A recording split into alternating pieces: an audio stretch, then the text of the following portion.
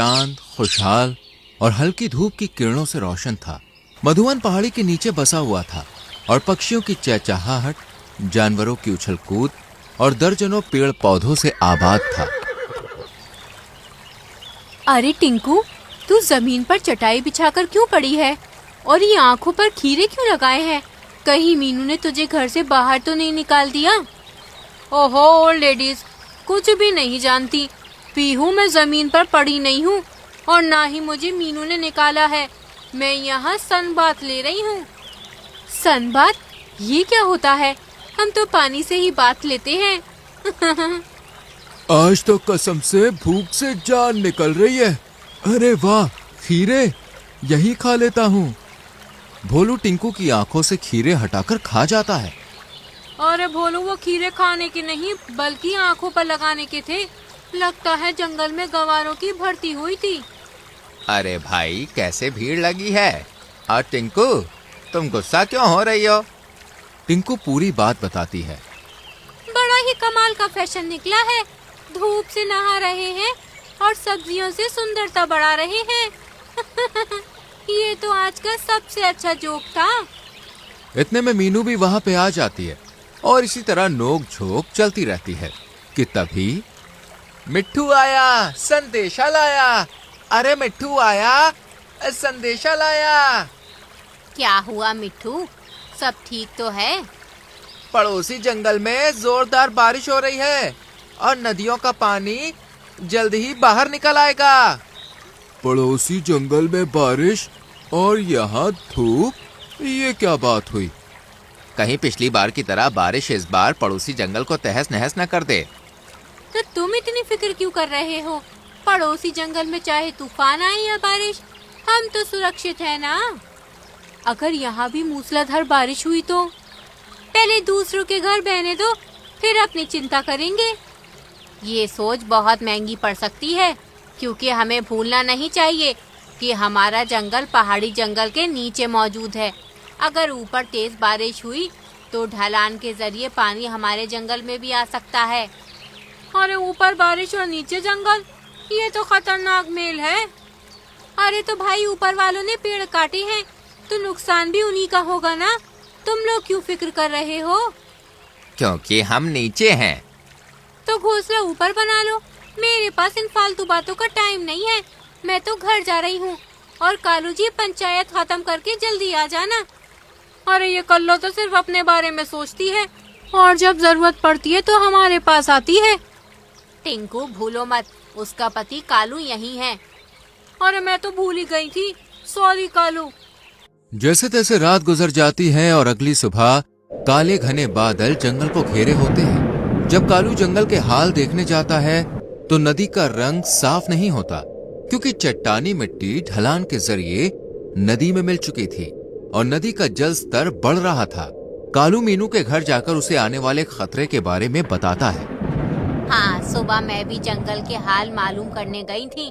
लगातार पहाड़ियों से पानी आ रहा है। मैं तो दुआ करता हूँ कि बारिश बंद हो जाए, वरना इस बार जो तबाही आएगी उसे कोई नहीं रोक पाएगा। अरे हाँ कालू, अब तो हमारे जंगल को भी काले घने बादलों ने घेर लिया है। अगर यहाँ बारिश हुई तो खतरा डबल हो जाएगा। इस तरह 2 दिन गुजर जाते हैं और पड़ोसी जंगल में धुआंधार बारिश होती है और ढलान से पानी नीचे आता रहता है। एक रात खड़खड़ की आवाज से पूरा जंगल सहम उठता है। ये कैसी आवाज है? कहीं कोई पेड़ तो नहीं गिरा? देखती हूँ। पीहू जब घोंसले से बाहर निकलकर देखती है तो पहाड़ियों से ढेर सारा मलबा आ रहा होता है और एक बड़ी सी चट्टान एक पेड़ पर आकर गिरती है, जिससे जंगल में अफरा तफरी मच जाती है। सभी पक्षी और जानवर अपने अपने घरों से बाहर निकल आते हैं। अच्छा हुआ जो हमने उस पेड़ पर घर नहीं बनाया, वरना तो आज हमारा राम राम सत्य हो जाता। अब तो खतरा बढ़ता ही जा रहा है। पानी के साथ मलबा भी आने लगा है। इतने में फिर से एक बड़ी चट्टान ढलान से गिरती हुई नदी में पहुंच जाती है और नदी का सारा पानी जंगल में फैलने लगता है। इस बीच जंगल में भी तेज बारिश शुरू हो जाती है। हे भगवान, पड़ोसी जंगल की बारिश कम थी, जो अब इस जंगल में भी बारिश शुरू हो गई। बचाओ बचाओ, मेरी मदद करो। अरे ये आवाज तो भोलू की है ना, लगता है वो किसी मुसीबत में है।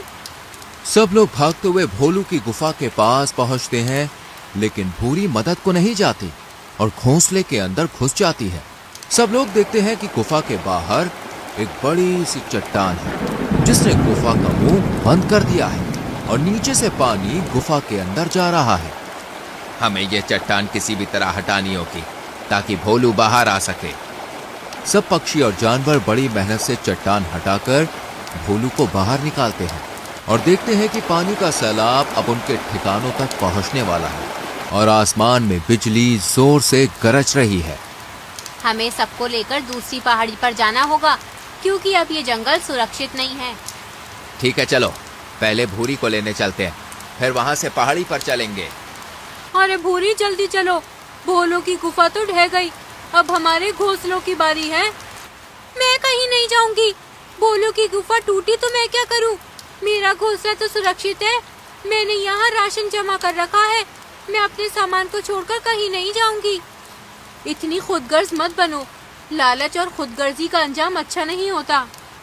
भूरी किसी की भी बात नहीं सुनती है क्योंकि अब तक उस पर कोई परेशानी नहीं आई थी, पर तभी जंगल में पानी भरने लगता है और तेज हवाओं के झोंके के साथ भूरी का घोंसला उड़ जाता है और पेड़ टूटकर गिर जाता है, जबकि भूरी पानी में बहने लगती है। बचाओ, बचाओ, मेरी मदद करो, कालू जी। सब पक्षी अपनी जान पर खेलकर भूरी को बचाते हैं और उसे लेकर एक सुरक्षित पहाड़ी पर चले जाते हैं। देखा लालच का अंजाम, तुम्हें दूसरों की नहीं सिर्फ अपनी परवाह थी और तुम ही अब बेसहारा हो गई।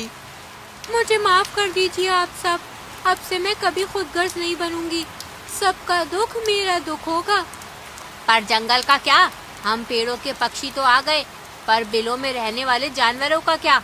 जंगल हजारों पक्षियों और जानवरों का घर है, हम उसे यूं तबाह होने के लिए नहीं छोड़ सकते। पर हम जंगल को बचाएंगे कैसे? पड़ोसी जंगल वासियों ने पेड़ काटे हैं, जिस वजह से मिट्टी पानी को रोक नहीं पा रही, इसलिए बारिश वहाँ हुई और तबाही यहाँ। तो क्यों ना हम एक काम करें, अगर हम यहाँ मिट्टी और लकड़ी जमा करें तो पानी को दूसरी दिशा में भेजा जा सकता है और जंगल में भरा पानी आसानी से बाहर निकल जाएगा। हाँ, मैं भी इस काम में मदद करूँगा। मैं भी। बात अब जंगल की है तो मैं भी पीछे नहीं हटूंगी।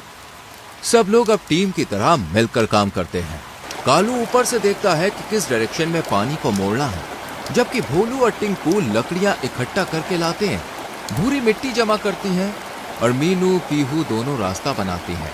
रिमझिम बारिश, रात के अंधेरे और दहशत भरे माहौल में जंगलवासी एकजुट होकर अपने मिशन को अंजाम देने में लगे रहते हैं।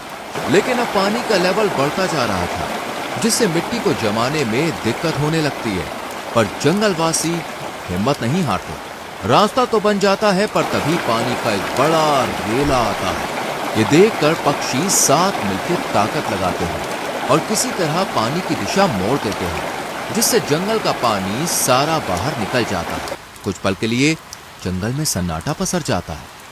पेड़ गिर गए, जानवरों के बिल बह गए और जंगल बर्बाद हो गया, पर हम सब बच गए और जंगल भी। हाँ, आखिरकार हमने जंगल को डूबने से बचा लिया है। याहू! सभी पक्षी नम आंखों से चारों तरफ जंगल में देखते हैं और एक गहरी सांस लेते हैं। हमने कर दिखाया, हमने अपने घर जैसे जंगल को बचा लिया। रात गुजर जाती है और अगली सुबह धूप की किरणें जंगल को जगमग कर देती हैं। पूरा जंगल फिर से चहक उठता है और अब पड़ोसी जंगल की बारिश भी थम चुकी थी। तभी पड़ोसी जंगल के लोग इनके पास आते हैं। हमें माफ कर दीजिए, हमारे पेड़ काटने की वजह से आपको कितनी मुसीबतों का सामना करना पड़ा। पेड़ सिर्फ हमें घर, हवा, खाना और ऑक्सीजन ही नहीं देते, बल्कि ये हमारे जीने की उम्मीद है। अगर पेड़ नहीं होंगे तो जंगल सिर्फ बंजर जमीन बन जाएगा, इसलिए आगे से पेड़ मत काटना बल्कि लगाना। धीरे धीरे जंगल की खुशियां लौट आती हैं और संडे को सब पड़ोसी जंगल में जाकर वहां पेड़ लगाओ अभियान चलाते हैं और कई सारे पेड़ लगाते हैं। खड़े खड़े हैं जंगल बनकर, जीवन की हर एक डोर, इनके कटते ही मर जाता है जंगल का हर एक शोर। तो दोस्तों आज के लिए बस इतना ही। आपको ये कहानी कैसी लगी कमेंट में बताएं। वीडियो को लाइक और शेयर करके चैनल को सब्सक्राइब करें और बेल आइकॉन प्रेस करें, जिससे आने वाली कहानियां आपसे मिस ना हो। जंगल में ऑपरेशन नकाबपोश। फुरफुरी एक बेहद खुशहाल जंगल था, जहां सभी जानवर मस्ती मजाक के साथ रहते थे। जिनमें सबसे नटखट थी बिजली, जो खाना, फल व सब्जियां साफ करने में माहिर थी। बिजली ने अपने घर में ही एक बड़ा सा गोदाम बना लिया था, जिसमें खाने की हर चीज का स्टॉक था। बिजली, ये बहुत गलत बात है। कल मैंने अपनी चिंकी के लिए काजू लाकर रखे थे और तुमने वो भी साफ कर दिए। खाती कितना हो तुम? पेट तो तुम्हारा इत्तू सा है। नहीं पीहू बहन, मैंने ये नहीं किया और मेरे पास तो पहले से ही काजू हैं। मैं भला तुम्हारे काजू क्यों लूंगी? रहने दे। सब जानते हैं जंगल में चोरी की कला जो तेरे पास है वो किसी के पास नहीं। परसों मेरे घर से भी अखरोट चुराए हैं इसने। ना जाने कहाँ छुपा देती है, पता ही नहीं चलता। मीनू मौसी, उसे जाने मत देना। पकड़ो, उसकी पोटली में मेरी गाजर है। मौसी छोड़ो भी, वरना मेरा हलवा नहीं बन पाएगा। वाह जी वाह, चुराई गाजर से खुद हलवा खाएंगी। हमारा क्या? ठीक है, तो आपको भी खिलाऊंगी। अब तो जाने दो। मीनू मौसी ने बिजली को छोड़ दिया और वो 9-2-11 हो गई। क्या मौसी, इत्तू सी गिलहरी को नहीं पकड़ पाए तुम? अब गई मेरी गाजर। उसके घर जाऊंगा तब तक तो पेट में पहुंच चुकी होगी। अब फिर से खेत में जाना पड़ेगा। कालू के जाते ही पीहू और मीनू बिजली के घर जाती है और तीनों मस्त गाजर के हलवे का आनंद उठाती हैं।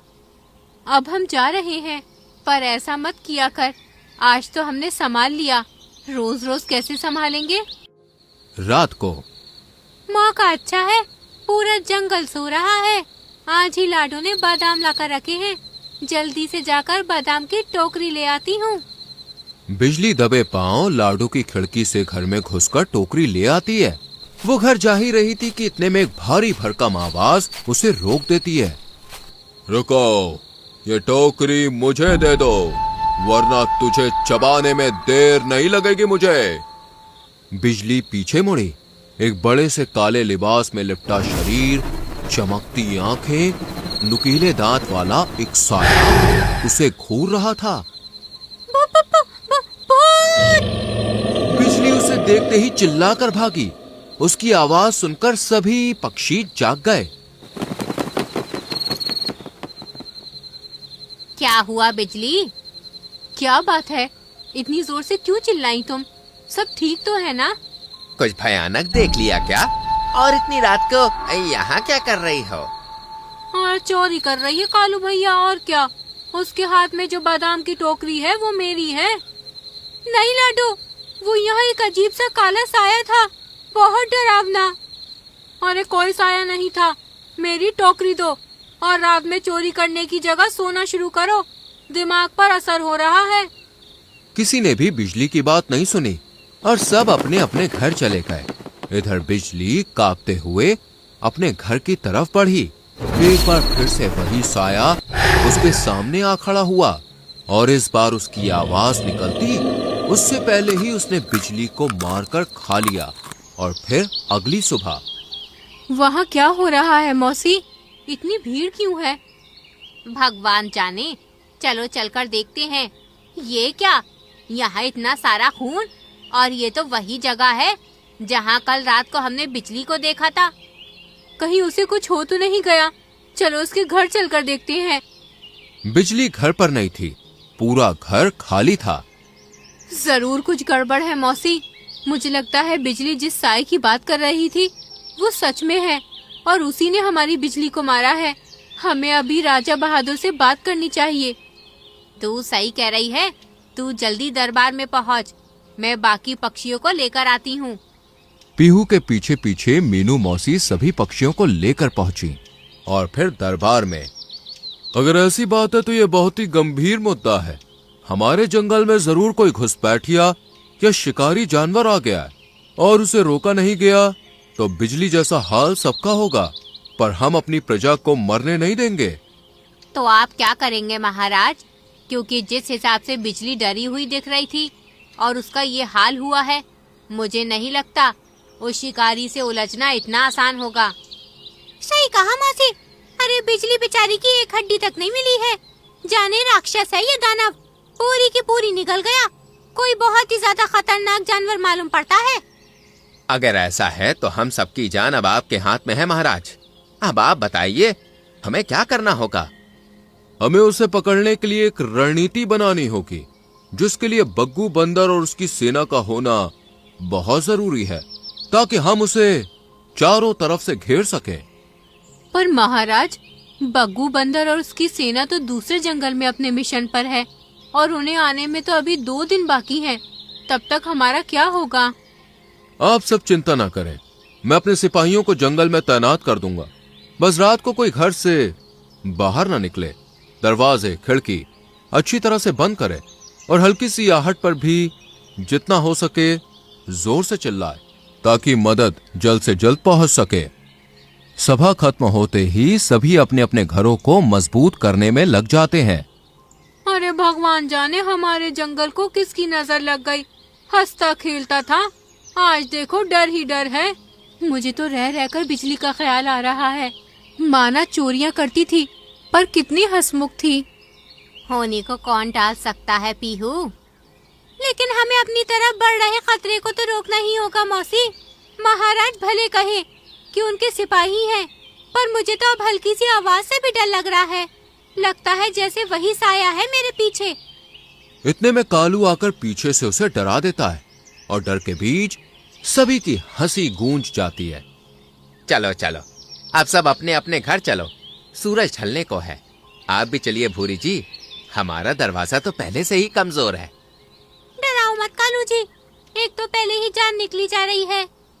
सभी ने अपने अपने घर दरवाजे अच्छी तरह से बंद कर लिए, पर किसी को भी नींद नहीं आई। और फिर आधी रात को राजा को दोनों सिपाहियों की चीखें सुनाई दी। हो गया, फिर से कबाड़ा हो गया। लगता है उसी साय ने सिपाहियों को भी मार डाला। पीहू, ओ पीहू, जल्दी बाहर आ। सभी पक्षी दौड़े दौड़े पहुंचे। जंगल के रास्ते पर दोनों सिपाहियों का मृत शरीर पड़ा था। इतने में पीछे से एक तेज डरावनी आवाज आई। यहाँ तमाशा देखने आए हो? तुम सबको खा जाऊंगा, एक एक करके सबको खा जाऊंगा। पास में बिजली गिलहरी का ही घर था, तो सभी चीखते चिल्लाते उसी के घर में घुस गए। हे भगवान, अब क्या होगा हमारा? मुझे तो लगता है हमें राजा को भी अभी बुलाना चाहिए। वो तो अपनी गुफा में मजे से सो रहे होंगे और यहाँ ये साया हमारी जान का दुश्मन बन बैठा है। थोड़ी समझदारी दिखाओ पीहू। इस वक्त यहाँ से निकलना मतलब ऊपर वाले के पास पूरी रफ्तार से पहुँचने जैसा है। अब जो करेंगे कल सुबह ही करेंगे, अभी यहीं रहो। सभी डरे सहमे एक एक कोना पकड़कर बैठ जाते हैं, पर जैसे ही पीहू दीवार से सर टिकाती है, एक खुफिया रास्ता अंदर की तरफ खुलता है। ये क्या है? लगता है बिजली ने छुपने के लिए कोई खुफिया कमरा बनाया है। चलो इसी में चलते हैं, चैन से तो सो पाएंगे। जैसे ही सब अंदर पहुंचे तो हक्का बक्का रह गए। चारों तरफ काजू, बादाम, अखरोट, पिस्ता चुने हुए थे और पास ही थी एक बड़ी तख्ती जिस पर लिखा था। ये क्या लिखा है? मेरे प्यारे दोस्तों, मुझे माफ करना, मैं तुम्हारे घर से चोरी करती हूँ, पर ये सब चीजें मैं हम सबके बुरे वक्त के लिए जमा कर रही हूँ, ताकि कभी बुरा वक्त आए तो हम यहाँ बेफिक्र होकर खाते पीते रह सकें। बिजली की सोच देखकर सभी का मन भर आता है। सुबह तक सब यहीं चैन से सोते हैं और अगली सुबह राजा के पास पहुंचते हैं। मैं मानता हूं कि मेरी लापरवाही की वजह से हमने अपने 2 सिपाही खो दिए, लेकिन आप सब चिंता मत कीजिए। बग्गू और उसकी सेना बस पहुंचने वाली है। हम आज रात ही उस शिकारी को दबोच लेंगे और हम आज ही ऑपरेशन नकाबपोश को अंजाम देंगे। इतने में बग्गू और उसकी सेना भी पहुंच जाती है। राजा उसे पूरी बात बताता है और सभी को प्लान समझाता है। रात होते ही सभी अपने अपने घर के दरवाजे ऐसे बंद करते हैं जैसे देखने वालों को लगे कि अंदर कोई है, और वो छुप जाते हैं। लाडो, मीनू, भूरी, कालू कबूतर पेड़ पर, नीचे पत्थर के पीछे शेर और उसके सिपाही, और चारों तरफ फैली हुई थी बग्गू और उसकी सेना। और सड़क पर थी पीहू, जो साय को जाल में फंसाने के लिए मोहरा बनी थी। सभी टकटकी लगाए उस साय का इंतजार कर रहे थे कि इतने में दो चमकती आंखें सबको दिखी। पूरा शरीर काले लिबास से ढका था। वाह, ये भी उस बिजली की तरह बेवकूफ निकली जो जानबूझकर मेरे रास्ते में आ गई। आज तो इस चिड़िया का नरम नरम मांस मजे से खाऊंगा। उसकी हंसी सुनकर पीहू पीछे पलटी। वो जैसे ही पीहू की तरफ दौड़ा, सभी अपनी अपनी जगह से उस पर टूट पड़े और बग्गू की सेना ने जाल में उसे दबोच लिया। और जैसे ही काला लिबास उठा, सभी हैरान। फॉक्सी, तू शर्म नहीं आती? जिस थाली में खाता है उसी में छेद करता है। महाराज, ये तो आप ही के घराने का निकला। सही कहती हो मीनू मौसी, पर मुझे तो ये समझ नहीं आ रहा कि फॉक्सी, तूने ये सब क्यों किया? उस बेचारी बिजली ने तेरा क्या बिगाड़ा था? और वो सिपाही, वो तो तेरे कभी दोस्त हुआ करते थे ना? हाँ, हुआ करते थे, पर दोस्ती निभाई क्या उन्होंने? आपने बस मुझे इस जंगल से इसलिए निकाल दिया क्योंकि मैंने महल से एक दो बार मांस चुराया था। और वो बिजली, वो तो रोज रोज चोरी करती थी। उसे क्यों नहीं निकाला गया? क्योंकि हम उसका इरादा जानते थे। जब उसने पहली बार चोरी की, हम तभी उसे हिरासत में लेने के लिए पहुंचे। पर उसके घर जाकर क्या देखते हैं कि वो तो बस हम सबकी भलाई के लिए ये कर रही है। और नहीं तो क्या, हमने भी देखा कल रात। बेचारी हम सब के लिए ही चोरी कर रही थी। लेकिन तू, इसे तो कड़ी से कड़ी सजा मिलनी चाहिए। 3 मासूमों को मारा है, वो भी बदले के लिए। महाराज तुरंत फॉक्सी को काल कोठरी में कैद कर देते हैं और जंगल एक बार फिर से पहले जैसा गुलजार हो जाता है। बिजली की याद में उसके घर के सामने ही उसकी एक मूर्ति बनाई जाती है और उसके गोदाम में अब हर कोई कुछ न कुछ रखने लगता है। तो दोस्तों, कैसी लगी आपको ये कहानी? पसंद आई हो तो लाइक और शेयर करके चैनल को सब्सक्राइब करें और बेल आइकॉन प्रेस करना ना भूलें।